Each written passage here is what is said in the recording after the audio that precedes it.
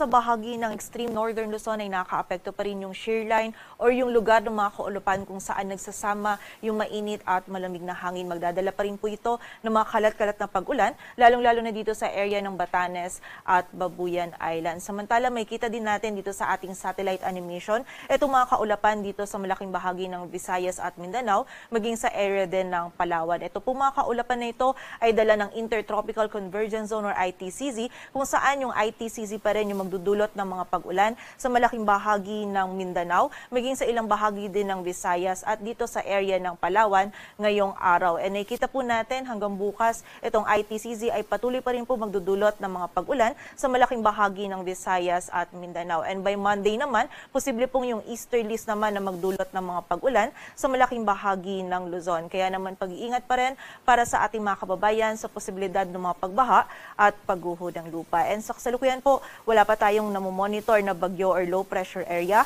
na maaari makaapekto dito sa ating bansa.